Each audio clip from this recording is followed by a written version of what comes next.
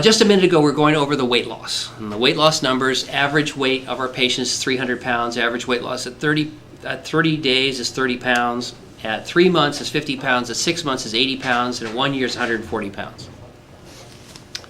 And as we talked about, what kind of weight loss do you get? Well, initially, a lot of water, and what we want is fat. We want to burn fat, but instead, you're losing a lot of muscle.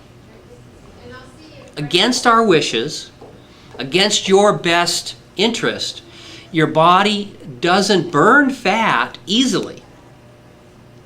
When you're starving after the surgery, against your best interest, your body goes down and says, let's see, I've got all this fat I've been storing, and I've got this muscle, I guess I'll burn muscle. And the rest of your body's going, no, wait. Well, for reasons we don't quite understand, your body doesn't like to burn fat. That's why you're heavy in the first place. So what we want to do is recognize that at some point you can't burn any more muscle. You have to have it to breathe and walk and do those things. So your body is ultimately going to switch. And what we would like to do is alert you to the fact that this is going to happen and see if we can help it. So what we want to do is build muscle, and that's got a name. It's called anabolic.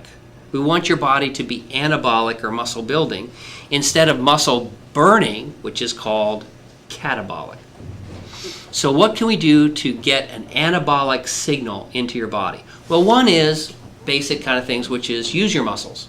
So walking or lifting weights or exercising moderately after surgery will tear the muscles and release anabolic signaling to help build muscles in the body. So some exercise is a good thing. Don't overdo it. We have some of our patients kind of go over the top and they do too much and they hurt themselves and things like that. So, but some exercise, regularly trying to build up to it, that will help. The second thing is remember the supplements that we talked about. Remember the creatine, the whey protein, and the glutamine. Those all help build muscle. And so you should be taking those absolutely every day if you can. But does creatine, because is that like creatinine, does that actually help kidney stones? It has nothing to do with kidney stones.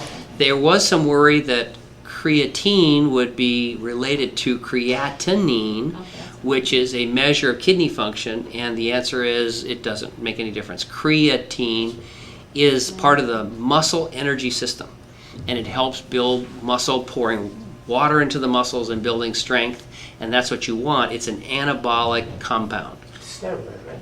It is not a steroid. It's a 3 amino acids.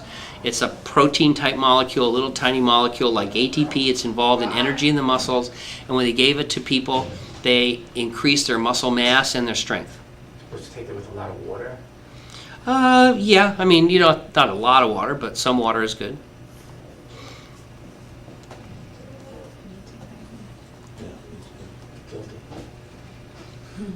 It's a good thing.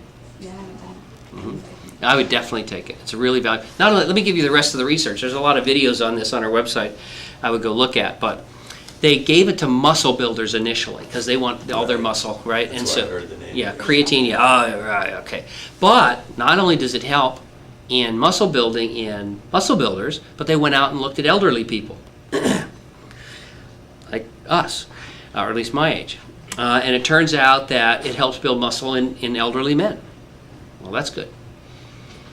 Then they said, well, if it helps in the energy system of the cell, the brain's an energy system, let's go give it to elderly men in a nursing home and give them word problems to solve.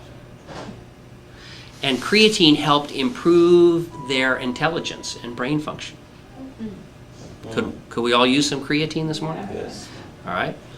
Then they gave it to mice and gave them a stroke. They said if it protects the brain, helps the brain with energy function, they gave poor little mice a stroke and it helped decrease the size of the stroke.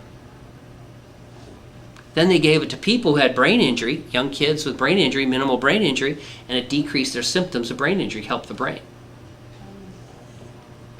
Then they just gave it to rats in general. This stuff seems pretty good. It increased the lifespan of rats by 10%.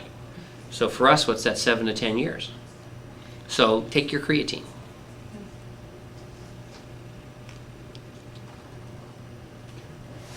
They used to make it, my son played baseball, it used to be like chewy.